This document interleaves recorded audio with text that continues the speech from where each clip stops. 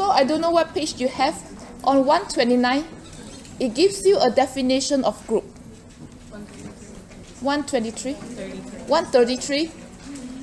So groups are people who think of themselves as they belong together. They hang out together because of their sense of belongingness. That's the definition of groups. They interact frequently with one another because they have a sense of belongingness.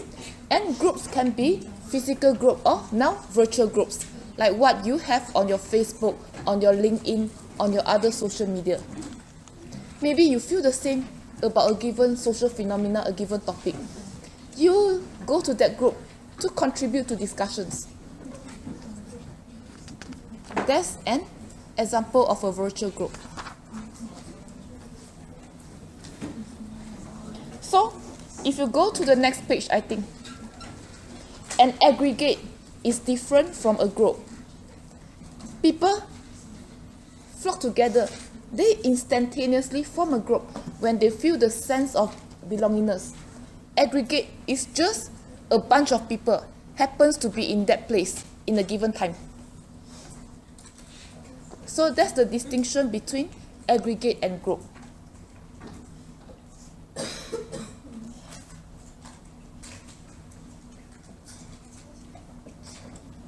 So there are two kinds of groups. One is the primary group, which consists of our family and friends.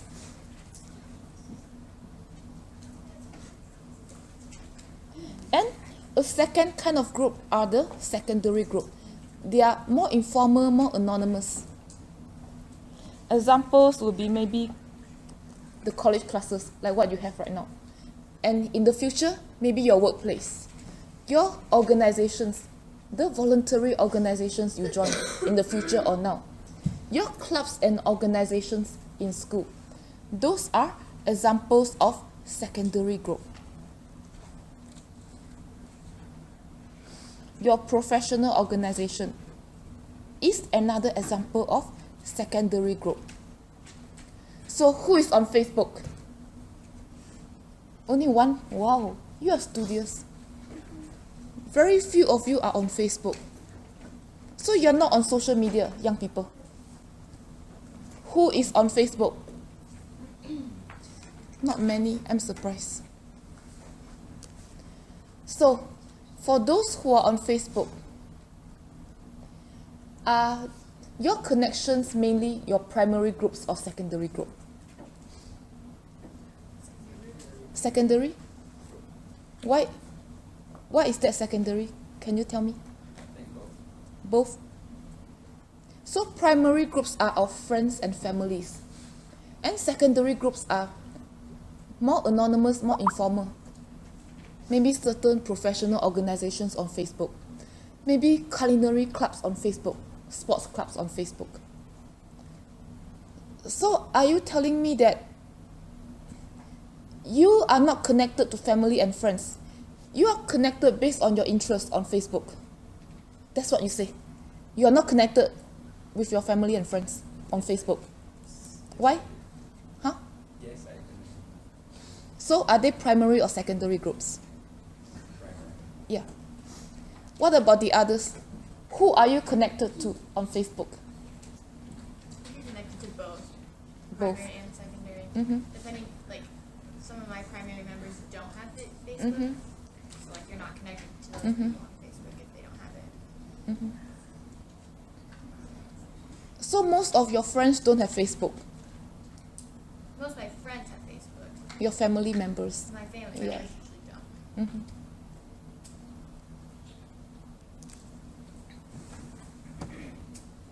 And my family members, they're in Malaysia. Well, most of them have Facebook, especially if my maybe older relatives, they retired and they have a ton of time on their hands. They are on Facebook all the time. So I'm connected to both too. My primary groups and my secondary groups. My classmates from elementary school, long time ago in the 80s. From middle school, long time ago, in the mid-80s, early 90s. My ex-classmates from high school. Those are all primary groups. So I don't know what page you have. Turn to the page that says the inner circle and the iron law of oligarchy. What page we have? 33? 136. 136. So the iron law of oligarchy says that once an organization is formed, eventually, maybe some people becomes more influential than others, and it forms an inner circle, and certain more important information is only shared among those inner circles. It becomes the iron law of oligarchy. Maybe the major decision makers, the way they communicate, the way they interact, the way they share information, how information is moved around, is passed along. Eventually, for some reason, it only reached to the quote-unquote preferred members of that organization. When that happens, you have the iron law of oligarchy. And maybe you are still young, I don't know. But if you have been in the workforce for a while, you see that happen all the time. Sometimes, maybe when a task force is formed within an organization, eventually, only a certain privileged members, employees have certain information to get certain tasks or certain jobs done. So, do in-groups and out-groups end after high school? No. They continue until the day we die, I'm sorry. So, go to the next page. In-groups are the groups that we feel a sense of loyalty to. Everybody have their own sense, own definitions of in and out groups. We share different things between members of in-groups and members of out-groups. So members of out-groups, sometimes we may not feel that close, or sometimes like what your book described, we feel antagonistic towards members of our out-groups. So our relationship with members of our out-groups, maybe it's like our secondary groups. It's more anonymous, it's more informal, maybe it's more professional, more courteous. Okay, who plans to go to law school? Okay, no aspiring lawyers here. Who plans to go to medical school? Okay, those who have medical school in mind as their future careers, what do you do to prepare yourself? Study. Aside from studying, what do you do? Investigating, get interested in more medical stuff. Yeah. Investigating, reading articles about medical stuff. The same for nursing school. Try to get friends that's already in the field and stuff. Do y'all read the biographies of successful doctors or nurses? Sometimes. Aspiring doctors. Those who plan to go to medical school, besides reading about medical school online or through books or through other avenues, besides studying hard, preparing for MCAT, what else do you do, aspiring doctors? Go and shadow professionals in that field. You shadow professional.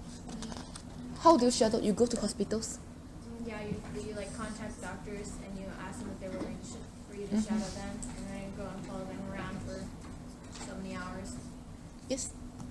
I work as nursing Mm-hmm. and be more in the medical system. Mm-hmm. Yeah, you go work in that organization. Do you talk to the other professionals where you work? Do you ask them how is being a nurse like and stuff? So I am a nurse. You're so you're a full-time nurse now and a full-time student. Yes. Oh, you're busy. And you have your license already. So what did you do to get there? I went to school Mm-hmm. and I studied.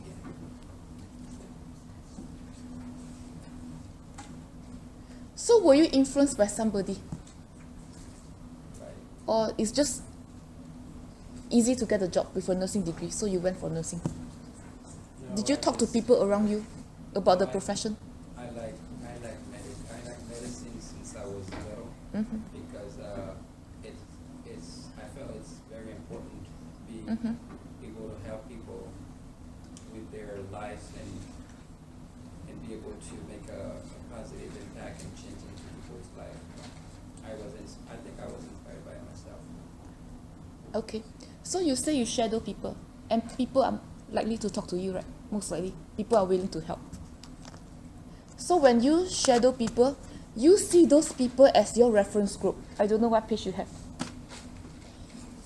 Reference groups are groups. You are not part of it yet, but you picture you'll be part of that group in the future eventually. That's the reference group.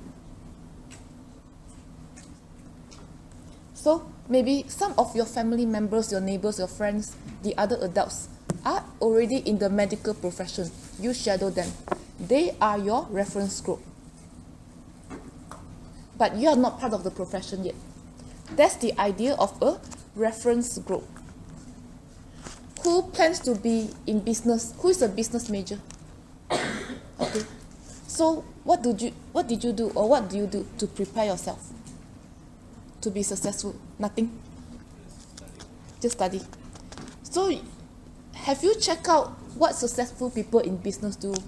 Warren Buffett or somebody else? Online? Okay. So do you have a businessman, businesswoman you admire a lot? Not really. So do you read stuff about certain successful business people on the internet? Yeah. Who? Just people at random? Yeah, just read. So do you buy into their ideas? Do you agree with what you read? Yeah. Okay. You can say no, you don't have to agree with everything they've been through to be successful. So from what you did, yeah, you check them out. Yeah, you figure out, maybe through the internet, through other avenues, how to be successful in business. Those people, you may not know them, are your reference group too. Are you clear about the idea of reference group? So nobody wants to be a lawyer. Okay. So social network is different from a group. Sometimes when you are a group, you are only a member of that particular group, but the idea of social network cuts across groups. Sometimes people from different groups can be linked into one particular social network. The Facebook is an example of a social network. It has many groups. For family members, for friends, for alums in a particular school, for interest groups, for medical groups. All kinds of groups you find on Facebook. So those are social networks. Maybe in some group on Facebook about medical knowledge, there are lots of groups like that, I'm sure you know. Maybe the members of those groups may be a homemaker, a mom, who is very concerned about the health and well-being of her kids. So she joined the group. And another member may be a licensed physician. Another member may be a nurse. Another member may be an IT professional guy who has kids, who cares about his kids. So as you can see, members from different groups can belong to the same social network. Maybe groups about cooking, healthy cooking on Facebook is the same. It can be a homemaker being the member of that group. It can be a professional who wants a working, busy professional who wants to figure out ways, efficient ways, faster way to cook a nutritious meal. It can be a student who is very interested in cooking. So are you clear about the concept of social network?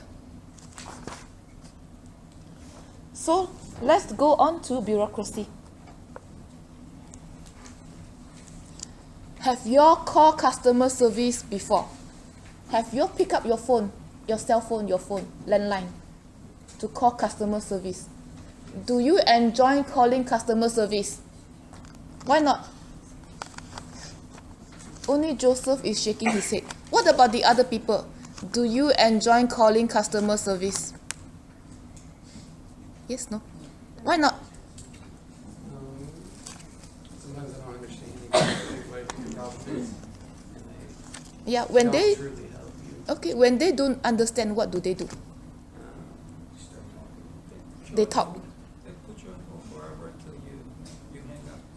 They put you on hold, they keep talking. What else do they do when they don't understand your problem? Send you to someone else. Send you to someone else.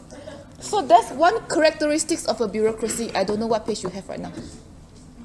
That's 141. So when we call customer service with an issue of a gadget or with a service, just anything, sometimes when they cannot comprehend our problem, they transfer us to another department. That's the first characteristics of a bureaucracy. They have separate levels. Am I right? And assignment flowing downward, accountability flowing upwards. And there's a division of labor. When they cannot understand our problem, they say, oh, I'm not responsible for it. I'm from a different department. They transfer you. So there is a clear-cut division of labor. Another characteristics of a bureaucracy. Oh, there are many, many written rules for a bureaucracy. Usually, when we purchase our gadget, our appliance, just anything, or when we use a service, there's always some kind of manuals written with all kinds of rules. How to set up the thing, or if you have a problem, what to call. For payment, what to call. For billing, what to call. For other issues, which number to call. Clearly written rules. And Joseph, you're a nurse right now. So I'm sure you have seen the employee manual. It's thick, right? At your organization. So that's another characteristics of a bureaucracy. You cannot surf internet while you were working. What's the definition of an inappropriate site? And what's the definition of being late at work? Oh, you have thick employees manual at any companies, any organization we work for. Organizations, schools, including UNK, are examples of bureaucracy. We have manuals for students, for staff, for faculties. We have all kinds of rules for parking. Oh, clearly written rules. The third characteristics of bureaucracy. And customer service. When you want to refund the thing, after you call them, they pass you around. Oh, there are many, many rules. And people will read you the rules over the phone. So those companies are examples of bureaucracy. And yeah, at any company, any organization, whenever there's a grievance, there's an appeal, there's always a meeting, a task force meeting. A task force, a group specifically established for that issue. And when they met or when they meet, wow, things are recorded. There's always somebody who serves as official or unofficial secretaries. Every minute details of the meeting is recorded. What's the next step? What's the course of action?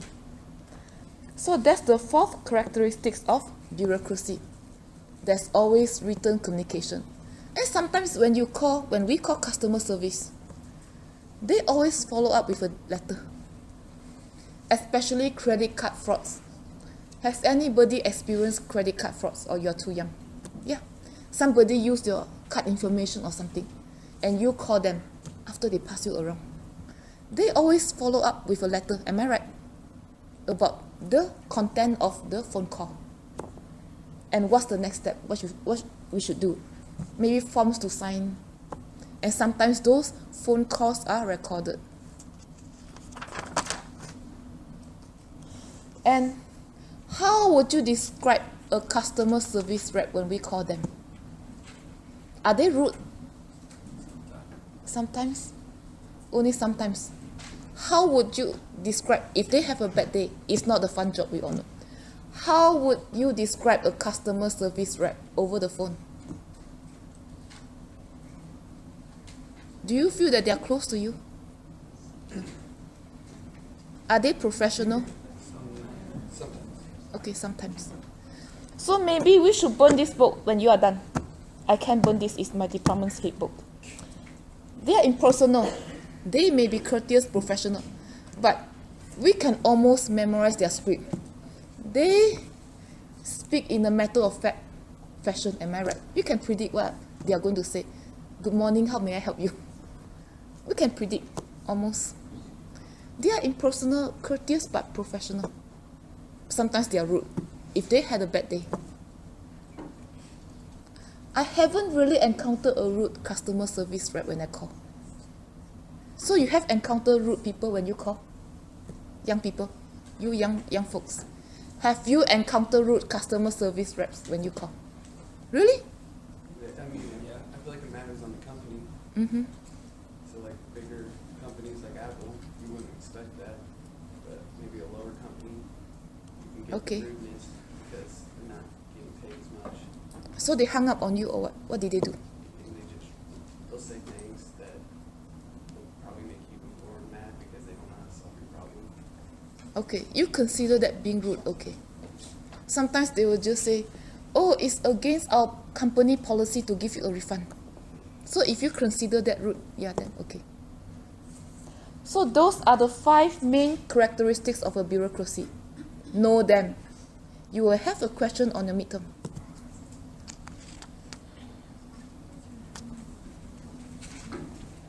So, when a bureaucracy is formed, and it keep existing, it keep performing, operation keeps going, to a point where sometimes people who work in those bureaucracy, they don't know what are they doing. They don't know what goals are they serving. They don't know why they are there. They just know they are there for a paycheck. We call that goal displacement. Maybe in certain construction companies, people are confused. They think I'm just laying bricks every day. They cannot see the big pictures.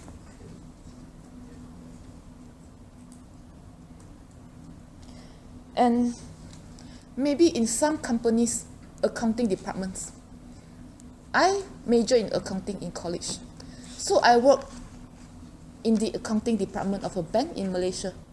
And I did reconciliations for 3 years before I came back for grad school.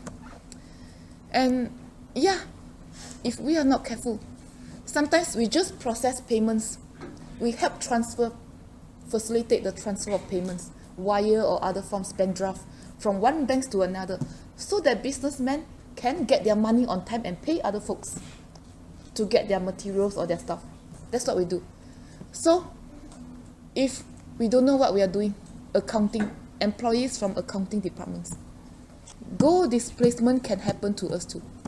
Oh, we are just making sure that funds are transferred correctly, day in, day out.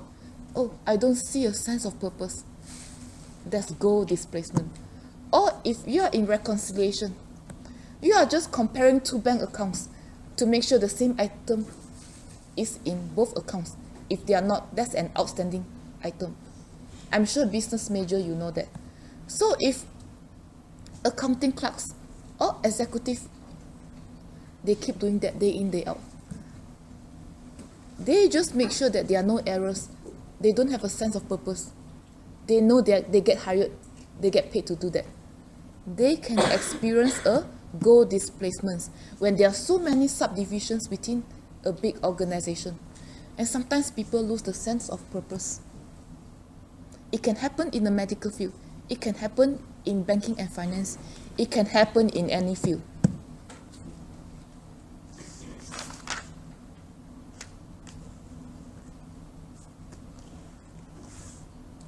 So, go to the page that says McDonalization of society. What page do we have? 143. So, what are the ways we can get married? There are many ways we can get married, am I right? There are many, many ways to get married to the person you love. You can get married in a church, in a temple, in a synagogue. What else? In the house? What else? In the court? Yeah. What else? If you are pressed for time, how you can get married pretty quickly? Vegas-style wedding are an example of the McDonalization of society. Are they very different from the fast food chains, the drive-thru? Vegas-style weddings. Are they very different from our drive-thru in McDonald's, in KFC, in the fast food chains? Vegas-style weddings. Are they quite similar or very different from the fast food chains? Folks, wake up, wake up. Elizabeth, yes, no? Vegas-style wedding. Do you know what is Vegas-style wedding? Are they very different from the fast food chain? No. Depends. As a type of actions, but they're kind of like purposely. They're similar because you just want something done quick and fast. And when you go to a fast food, you have to have your food quick and fast. So they would be similar in that way, but the actions is different because you cannot get married in a fast food restaurant, but it's different in the actions, but the ideology is the same. Yeah. I thought you go through the drive-thru and they give you a paper. No. That's not how it works. I don't know. I'm not married. You see any ring? And I don't have any ring on my toenails, even though I don't have open-toes shoes on now. It's raining. And we can do the same thing for divorce too, Vegas-style divorce. And sociologists classify Vegas-style weddings and divorce as examples of McDonalization. Okay, I asked about the place to get my oil changed, and some of you ladies, you are kind, you told me. So picture an oil change place. Is that another example of McDonalization? Can you predict the steps involved in an oil change when you take your car there? Yeah, the steps are predictable. So oil change place are another examples of McDonalization. They are procedural, they focus on efficiency. There are certain steps and the steps are predictable. These are all elements of McDonalization. Has anybody been to Lens Crafter or any place to change your eyeglasses? Lens Crafter. Can you predict what they are going to do to you once you enter the door? Yes. So would we classify Lens Crafter as another example associated with the process of McDonalization? Yes, no? Have you been to Motel 6 or Super 8 or whatever? Whatever, maybe mid-range motels. Have you all been to Econo-Lodge Motel 6 or Super 8? Have you stayed in some of these places? Can you predict how they are going to interact with you once you enter the door? So would you classify those motels as part of the process of McDonalization? They want to be efficient, and there are certain procedures, and the steps are very predictable. Okay. What is involved in the wedding preparation? Do you know? You're too young, you're not married, you cannot tell me. So you're staring at me. What is involved in preparing for a wedding? Anybody? No? A lot of things. Too much. Too much. What is too much? What do we have to do to prepare for a wedding? Place, food. Yeah, you order the food, order the cake. You order your dress, your tux and whatnot. Yeah, you plan for the party. You gotta send out invitations. Send invitation, print cards. That's why wedding is a woman thing. And after you get all these things ready, now there's a ceremony at the church, at the courthouse, at the synagogue, at the temple, who knows, at somebody's private yard. There's always a ceremony. And what happens after the ceremony? You go for honeymoon, you celebrate, you have a party. The best part. Sorry? That's the best part. Yeah, true. So are the procedures involved in the wedding predictable? Even though it's a long procedure, it's a long process. People plan for years, sometimes for months. But those steps are predictable. Are those steps almost the same in every culture? Can we say that? No? So you do your ceremony first in some cultures, then you order the cake. Is that what you mean, Joseph? It's different because here you have to go to bachelor parties, bunch of wasting time and stuff, but in some places you just go get your wife and that's it. You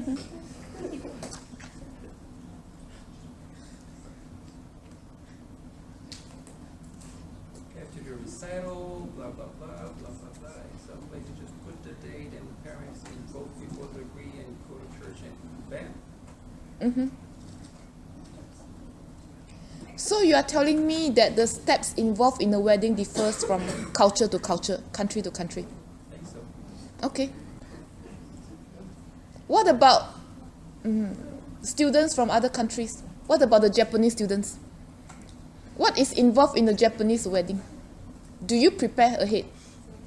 Do you prepare for a Japanese wedding? I don't know. Yes? Okay. How do you prepare? You go get a dress? You go make your own dress? You prepare the food? How did you prepare? Or there's no preparation, you go to the temples or any place right away for the ceremony. There's no preparation. I don't know. Because Joseph is telling us, yeah, the steps involved in a wedding differs from culture to culture. So now I'm checking out another culture, the Japanese culture. Do you prepare for your wedding? You have to prepare for weddings. So do you order your food, your cake? Do you reserve a restaurant or some place? Yes. And where is the ceremony normally held in a Japanese wedding?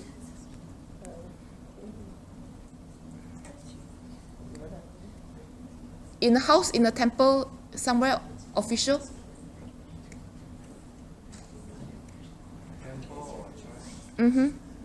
So you have a ceremony too.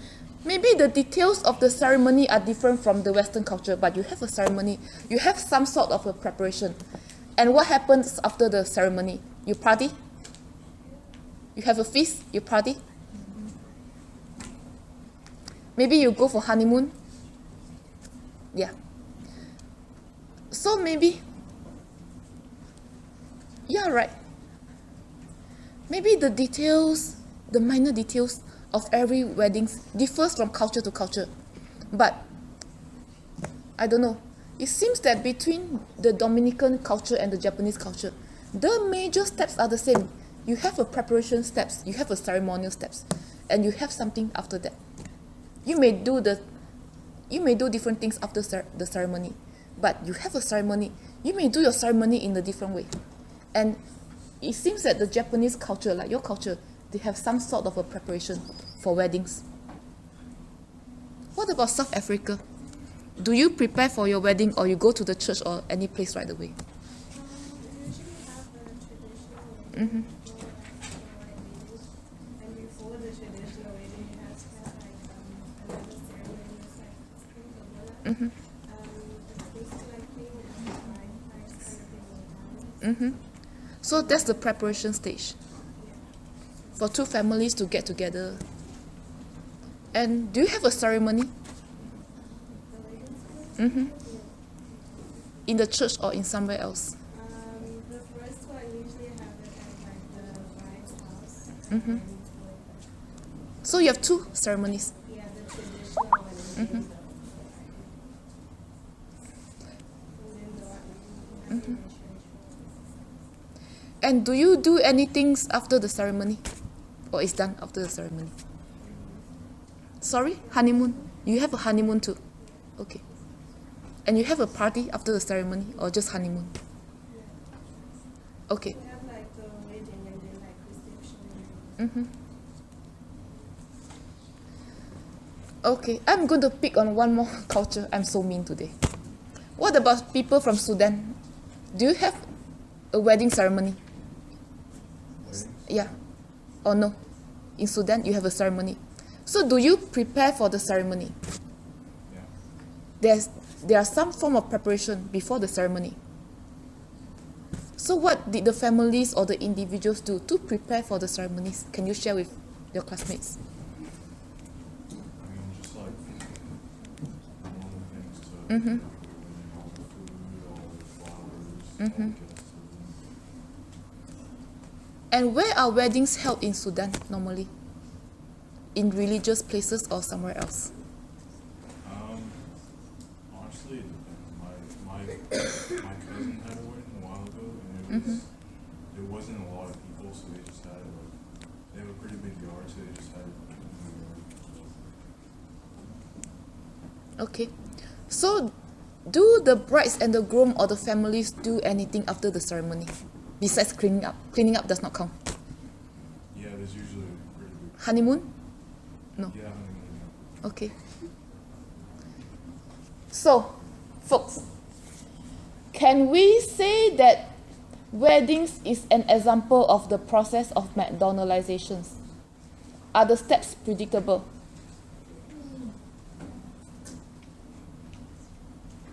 Folks? Yes? Maybe even, I don't know, is Joseph? What? Sorry? So is wedding an example of the process of McDonalization?